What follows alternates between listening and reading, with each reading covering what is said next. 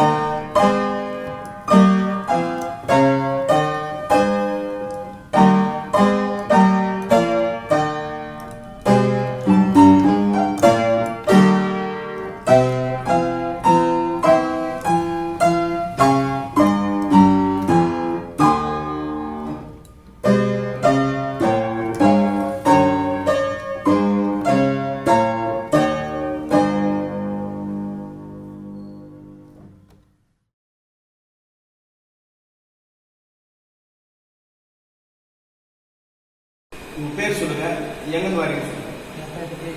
பக்கத்தில் தான் வீடு. சத்தமாக பேசுங்க. பக்கத்தில் தான் வீடு.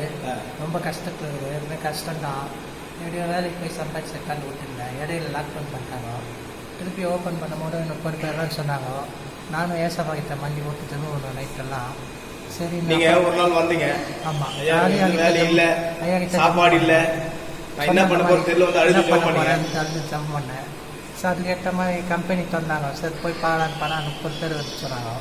அப்போது இப்போ ஃபைனல் வந்துட்டு அப்புறம் 50 பேர் செத்துனாங்க. 100லேருந்து எல்லாம் வரலான்னு சொல்லிட்டாங்க. இது ஏசப்பால் நடத்து கெட்ட காரியம்.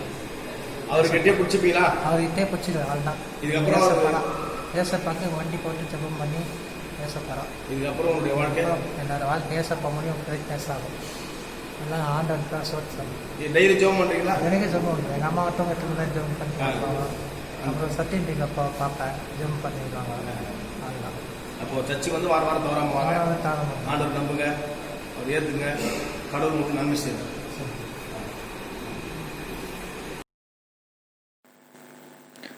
The Gospel reading is taken from Matthew chapter 28, verses 16 to 20. Now the 11 disciples went to Galilee, to the mountain to which Jesus had directed them. And when they saw him, they worshipped him, but some doubted. And Jesus came and said to them, All authority in heaven and on earth has been given to me. Go therefore and make disciples of all nations, baptizing them in the name of the Father, and of the Son, and of the Holy Spirit, teaching them to observe all that I have commanded you. And behold, I am with you always to the end of the age. Here ends the reading. Thanks be to God. Let us pray. Oh Heavenly Father, thank you for this wonderful morning, Lord.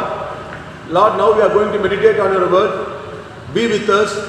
Make me worthy to deliver your word and speak to the hearts of the people who are going to listen to this. Fill this time with the holy presence.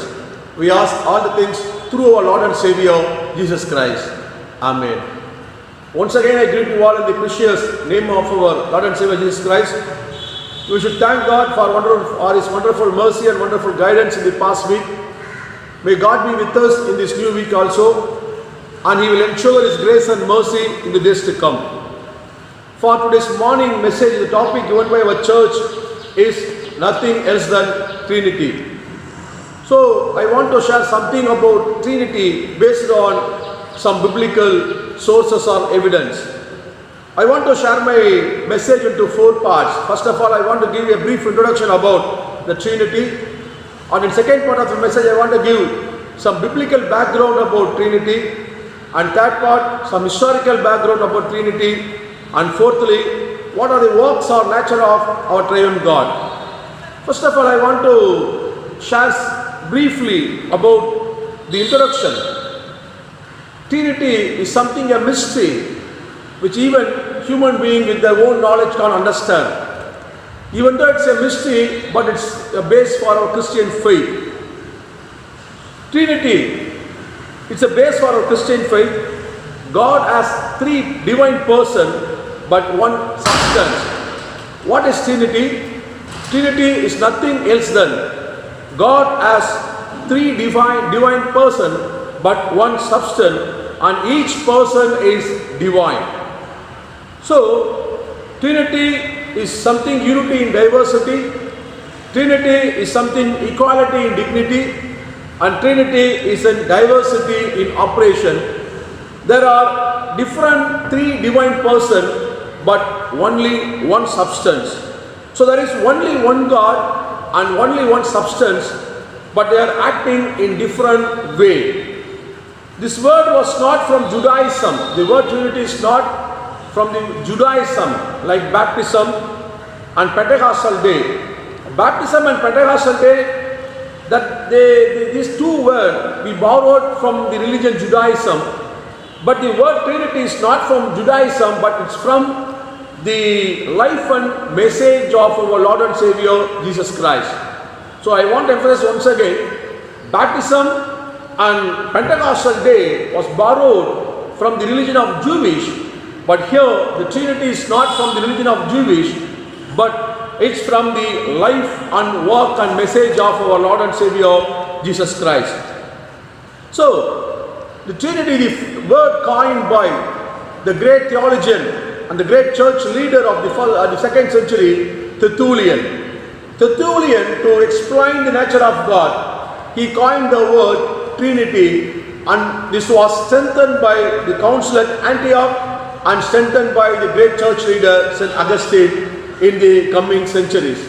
So with this brief introduction, I want to go to the second part of my message. Some of the biblical background for Trinity.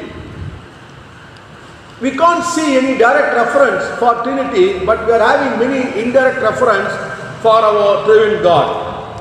Father who creates, that we can see in Isaiah chapter 44 verse 24. And Son who redeems, it's in Galatians chapter 3 verse 13. And Holy Spirit who sanctifies, Romans chapter 15 verse 16. So these are all some indirect references which you can see in the Bible for Trinity. So we can see many indirect reference for Trinity. So God who creates, Father who creates, that's in Isaiah, Son who redeems, that in Galatians, and Holy Spirit who sanctifies, that's in Romans chapter 15 verse 16. In creation story we can see the work of our triune God. God who speaks and Spirit who moved in the water, and through His word He creates the world. So God through His word moved as a spirit in the water, create the world. And this word became flesh in John chapter 1 verses 1 onwards. So we can see the work of the triune God in creation. And in Isaiah chapter 63 verse 8 to 10, covenant God of Israel, the angel of the presence and the Spirit. So we can see the work of triune God, not only creation, but also in Isaiah chapter 63 verse 8 to 10. On Isaiah chapter 11 verse 1, on Ezekiel chapter 37 verse 1 to 4, and Joel chapter 2 verse 28. So we can see the Spirit of God. Here we can indirectly have the reference for the Trinity. So creation itself, we are having the work of Trinity in our Bible. In the life of Jesus, His birth itself, a work of Trinity. So the Word which created the world in the creation story has become flesh through the Holy Spirit. So God who incarnated Himself as a flesh in this world through the Holy Spirit. So in baptism also, in Matthew chapter 3, God that sounded or speaks, and Holy Spirit like a dove, and Jesus is there in the time of baptism.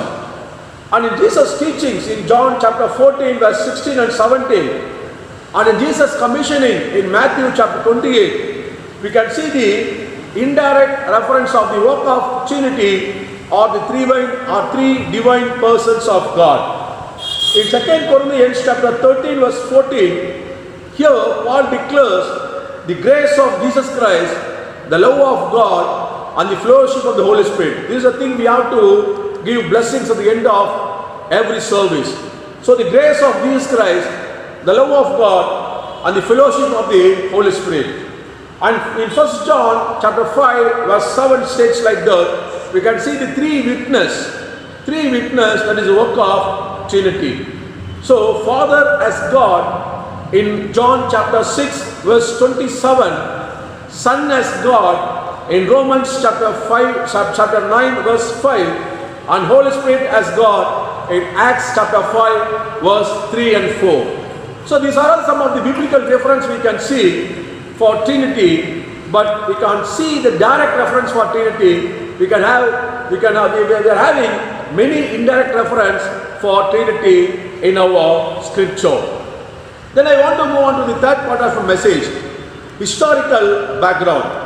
Historical background is much more important. As I said earlier, Trinity is not borrowed from Jewish religion. It was coined by the great theologian and the great leader of the church, Tertullian, and strengthened by the council at Antioch and also by the great church leader, Augustine. In the 2nd, 3rd and 4th centuries, there were a lot of controversies were going on in the church.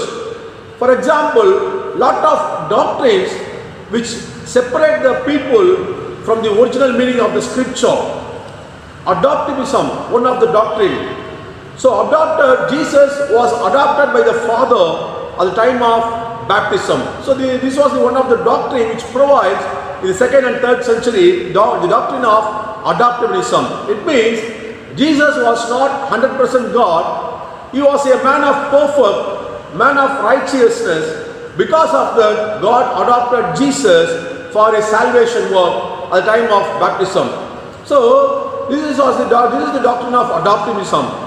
And another doctrine is that Seppulism, that is God interaction in human being. So this is another doctrine, Sabellianism, and third one is Arianism. Arianism is Jesus is imperfect, Jesus is perfect, but he is separate from his Father. That is, he is not equivalent to the Father. Jesus is not equivalent to the Father. He is just second level next to his Father.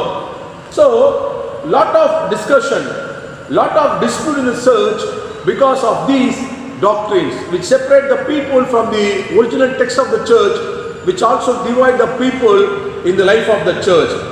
And the Council of Nicaea plays a vital role. In 325, the Council at Nicaea formulated the great Nicene Creed, and through the creed it established the work of Trinity in the life of the church.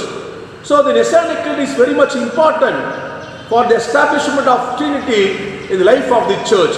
So the Council of Nicaea which destroyed all the false doctrine of adoptivism, Sabellianism and Arianism, and it established a true doctrine, this doctrine of Trinity. So this doctrine of Trinity is based on from the scripture portion, Colossians chapter 1 from verse 8 onwards. So this doctrine is based on Colossians chapter 1 verse 8 onwards. So here from the Nicene Council, the life of the church has got the great concept of Trinity, which abolished the adoptivism, Sabellianism, and also Arianism. So these are the important historical background how the Trinity entered into the life of the church. So the word was coined by Tertullian through the Nicene Council of 325. The concept or the doctrine of Trinity entered into the life of the church. So with this I want to move on to the fourth part of my message. What are the work or what are the nature of our triune God? As I said earlier, there are three divine persons but one substance. Each divine person has got his own separate role. They are unity in diversity. So first of all, the first level of Trinity or the first person of Trinity is God. God our Father. God, the main work of the God is God as a instructor. God as a instructor. This is the duty of God. God used to sit on the top, and from the heaven he used to instruct the people, and through that people he wants the people to follow his instruction. So Old Testament is the full of instruction. God never comes directly to human being. God never appears to any human being. God never interacts with ordinary common person. And God used some person for interaction with other human beings. First of all, I want to take some example from the life of Moses. God used Moses to execute his instruction in the life of the people of Israel. He gave 10 commandments to this world through Moses only. 10 commandments are pure instruction what to do and what we should not to do. The first 5 contains what we are to do, and last 5 contains what we should not to do. So God instructs the people not directly but through Moses, and Moses instructs the law or commandment of God to the people of Israel. In Exodus, it's an instruction from God for the personal life, an instruction how to treat widows and the poor people, an instruction to celebrate people. So these are some of the God's instruction given to the people of Israel in the book of Exodus. In Leviticus, it contains the full of God's instruction about the sacrifice. So Leviticus is the book which contains full of God's instructions about the sacrifice, and in Numbers it contains instruction about the settlement in the promised land Canaan, and Deuteronomy it's a complete instruction how to live in this world by fulfilling God's commandment. So the second stage, God used prophets through prophets like Samuel, Elijah, Amos, Isaiah, Jeremiah, Ezekiel, they received God's instruction and they helped the people to follow the God's instruction in this world. So dear brothers and sisters, first of all, the first work of the triune God is God as an instructor. He never appeared to the common people directly. Instead, he chose one people, and through the people like Moses, like Samuel, like Elijah, like Isaiah, like Jeremiah, he instructed through the people so that he have a close contact with the common people. And secondly, Jesus as an initiator.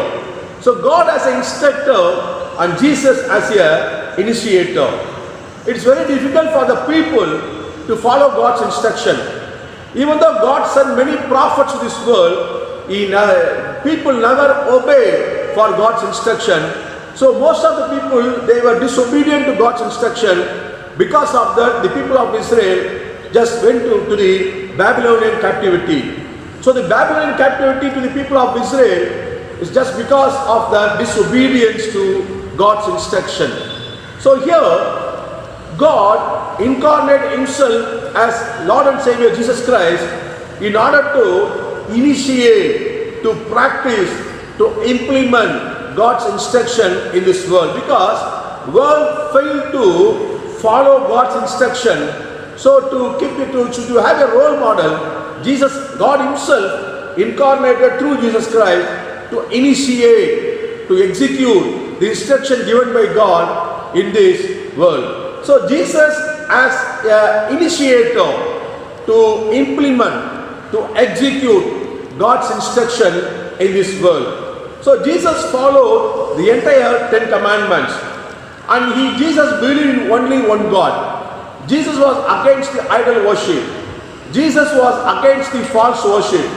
Jesus strictly followed Sabbath. Jesus was for righteousness. And Jesus respects his parents, and he teaches others to respect their parents. And Jesus identifies himself with the poor, with the deserved people, with the isolated people, with the people who were orphans, the people who were socially discriminated, the people who were thrown away from the society. So that is the instruction given by God in the book of Exodus, to treat the poor, the widows, the people of other country or foreigners as the own people. Here, Jesus identified himself with the marginalized people in the society and fulfilled the God's instruction which was given in the time of Moses.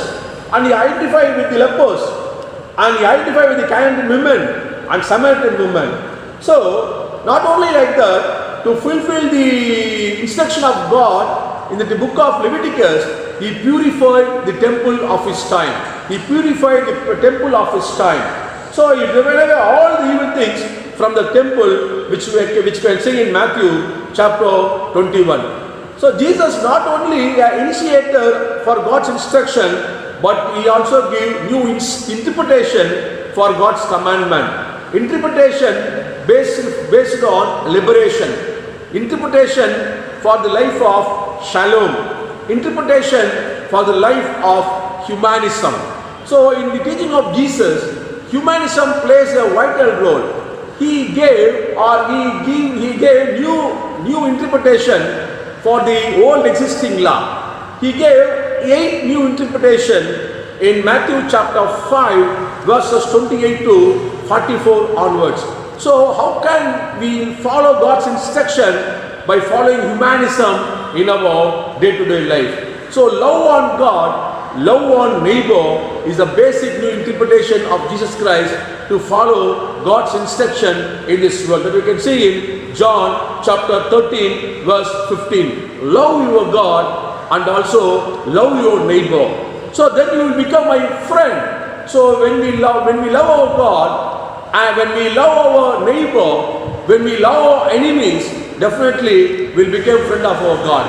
So the second part of the triune God, the Son, who initiate the instruction of God in this world. So the third part of the divine person is Holy Spirit. So God as an instructor Jesus as an initiator and Holy Spirit as an inscriber. Holy Spirit as an inscriber. That you can say in John chapter 16 verse 7 and 8. Here Jesus said, Holy Spirit will dwell within us and He will inscribe us to follow in God's way. He will inscribe us to follow in the life of holiness. He will inscribe us to follow the commandment of God. He will inscribe us in the way of righteousness.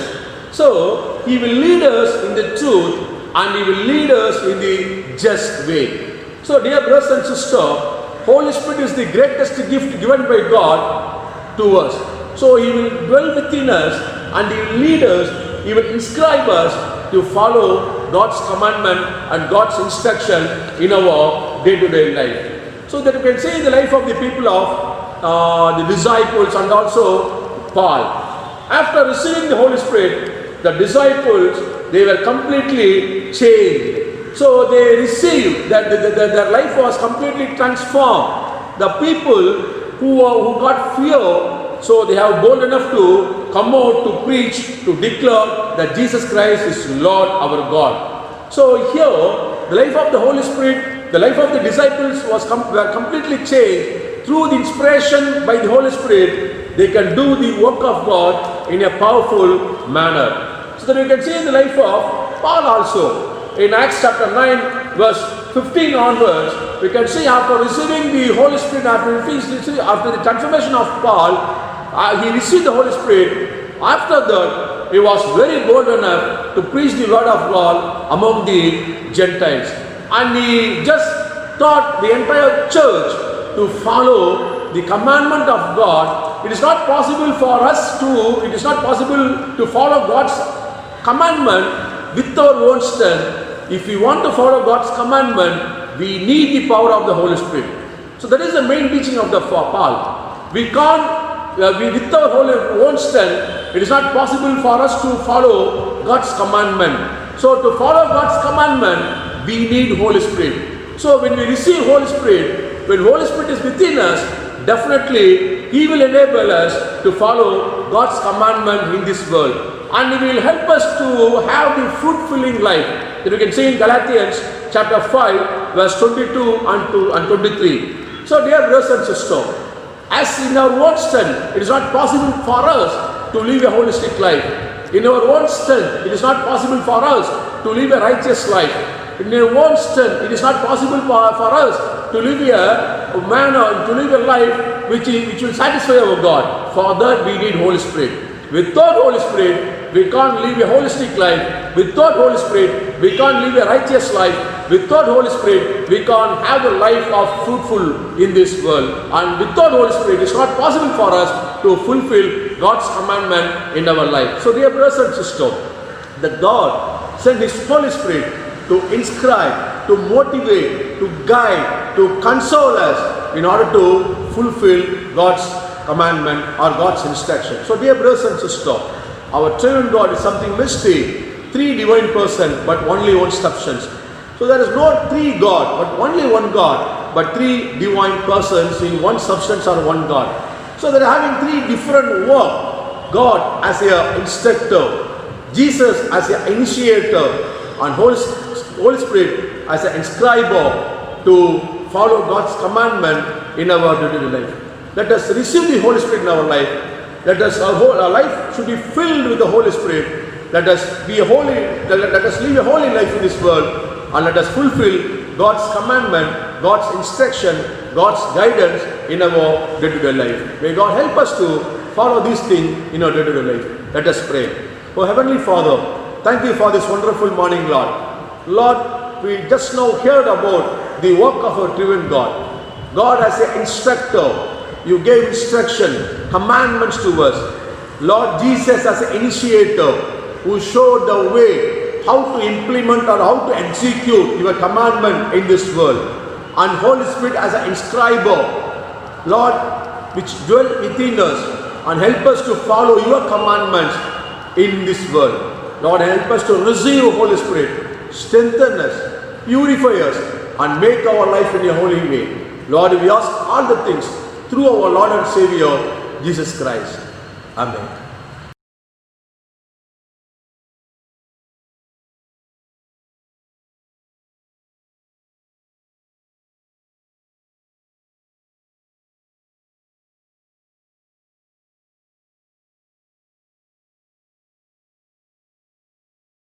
Of bands, I announce the intention of marriage between Rajesh, son of Ravi, a communicant member of our church, with Catherine Prepena, daughter of Mr. Reuben and communicant member of our church, are planning to marry.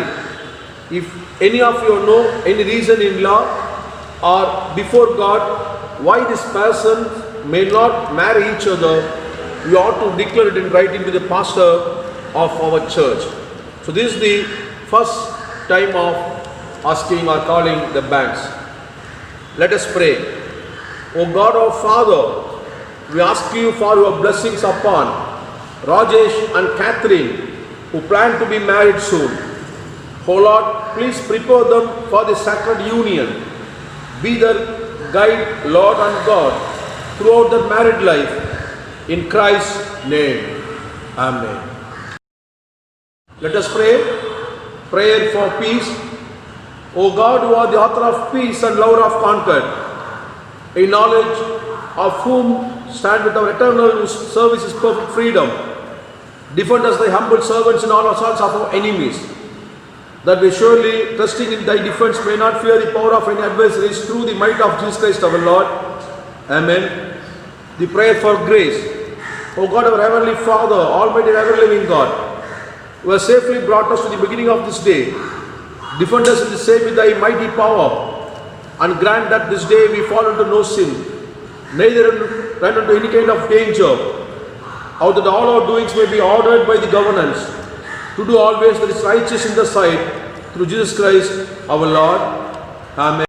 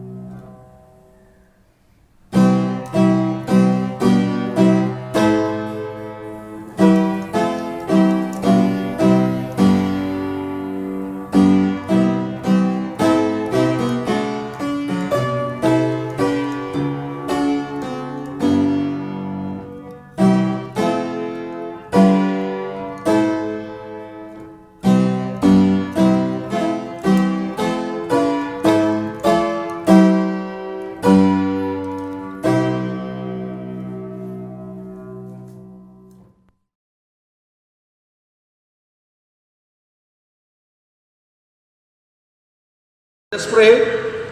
Lord, thank you for this wonderful morning. Lord, we have to praise you, to worship you, to adore you. Thank you for your word. Lord, help us to follow your word in our day-to-day life. I pray for the people who are celebrating the birthdays and wedding days, today as well as the coming days of this week, Lord. Bless them, Lord. Give us strength and mercy in their personal and as well as in their family life, Lord. And help them to have more birthdays and wedding days to come. Lord, I also pray for the people who are sick in our church. Heal them, Lord.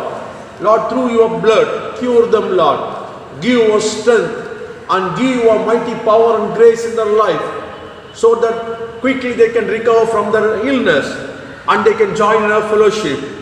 Lord, I also pray for the people and families who lost their peace. Give your peace and give your shalom in their family as well as personal life, Lord. Lord, I also pray for the people who are away from their home and from our country because of their work and because of their studies. Lord, safeguard them and protect them with your holy presence and holy might. Lord, I also pray for each and every families of this church. Lord, bless each and every family and anoint each and every family with the holy grace and fill them with the holy presence, Lord.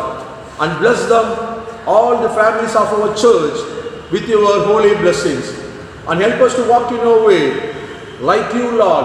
Help us to live a holy life. Help us to live a just life. And help us to live a life of righteousness, so that we can enter into the life of glory after our death. Lord, bless our church. Bless our pastor, secretary, treasurer, and the council members of our church. Lord, I also pray for our bishop and also our diocese and also synod. Lord, I also pray for the country. Lord, I also pray for COVID-19. Lord, give your healing, give strength of healing to our nation, so that the people who are suffering by COVID-19 can recover in a quick manner, Lord. Lord, just help the people help the poor people in our society, and thank you for all the help what they receive from our church and also from other people in this world. Lord, I also pray for our synod and also our universe, our international countries. I also pray for US and Italy, which has suffered very seriously through COVID-19, Lord. Lord, help all the nations to bounce back in the development track and help us to live in the life which you want.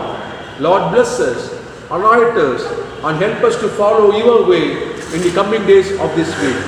And we ask all the things through our Lord and Savior, Jesus Christ. Amen. May the love of God, the grace of our Lord and Savior Jesus Christ, the fellowship of the Holy Spirit be with us forever and ever. Amen. Once again, I greet you all and I thank you all. God bless you. We will see tomorrow, next week.